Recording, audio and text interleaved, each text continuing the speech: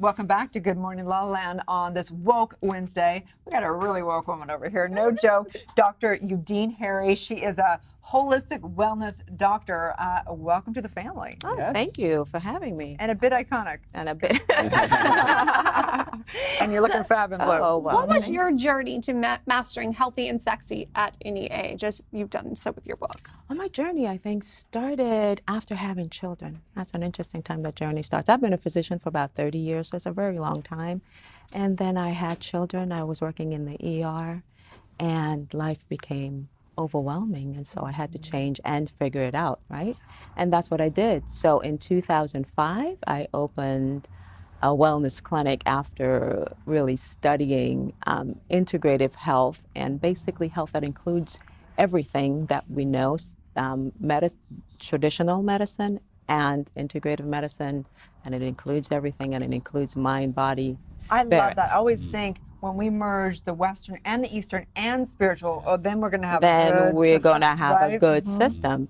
And then what led me to this, writing this particular thing, because what I was noticing in my practice was women of a certain wisdom, usually about 40 or 50, and they weren't feeling good. They weren't feeling good about themselves, and they were struggling, and they wanted to be healthy, and they sort of identified it with being not sexy, right? They weren't thinking healthy. They were feeling tired and just fatigued, and blood pressure was going off, and weight was going on, and all these things were happening.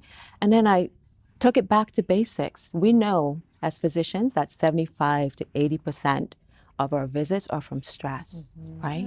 So how do I tie that in, right? How do I tie that in? And then what I thought was, after doing some research, we have about 70,000 thoughts a day. And a lot of these thoughts that these women were thinking were not supportive thoughts. That's exhausting right there. It's take up all your energy. Exhausting. And they were incorporating, whether it was their voice that they had with them 24/7, right? But they were incorporating other people's dialogue, right? They're incorporating society's dialogue about them being at a certain age, not being maybe any longer valued, maybe not, at this point, not beautiful. And so they were incorporating that dialogue, and they were taking it with them 24/7. There's no getting away from that. And so I had to, I'm always passionate about health and telling people how to take care of their bodies. That's my passion. We just want to know what you do with your skin. I mean, I don't know if you can see on camera, but you are drop dead gorgeous. Oh, thank you so much. Perfect. And I believe that even with skin health, it has to be about balance. So I believe in sleep. I believe in getting lots of water. I love vitamin C. I think it's the be all and end all of just about anything, topically and internally. And I just believe in eating well. Like that smoothie that was on the show earlier, and I thought, that's a really good smoothie. I might start incorporating that. And being one. Sexy, right? And being, yes, and absolutely, and feeling that way about yourself. It doesn't mean you're thinking anyone is less than, as you're feeling, I am good as I am. So, Dr. Udine, at about 2 o'clock, I feel less than every single day. That's true. Yeah, We all do. Between 2 and 4 p.m. and it's like this midday slump. Yes. I don't believe I'm alone. You are So not. how do they avoid But that? in Europe, they take naps. We don't do that. Well, maybe this is I don't have time for that. And that I hear both of those things, and absolutely correct, because that 20-minute nap is rejuvenative.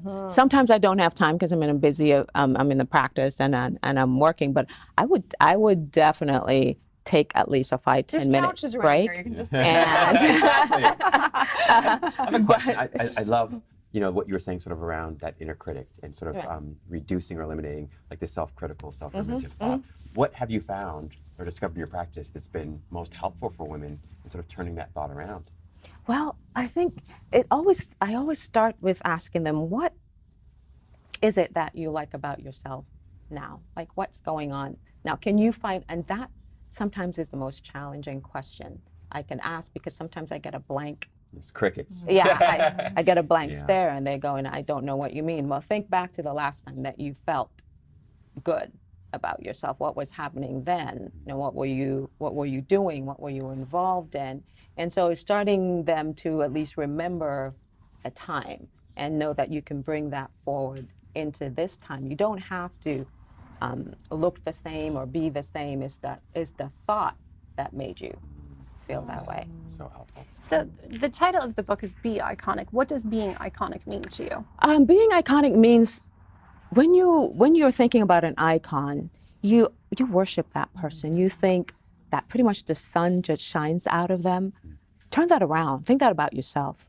Become your own icon, because most people do almost anything for their icon. If their icon asks them to, I don't know, like paddle across water, and they'll do it, right? So if you felt that way about yourself, imagine what you can do for yourself. And that's where, for me, true health starts. It's with accepting and loving who you are now. And I've read somewhere, I don't remember where, but it's like, don't exercise because you hate your body, exercise because you love it. And so you have to start just knowing that you too are deserving of all of that admiration that you give to someone else. So important.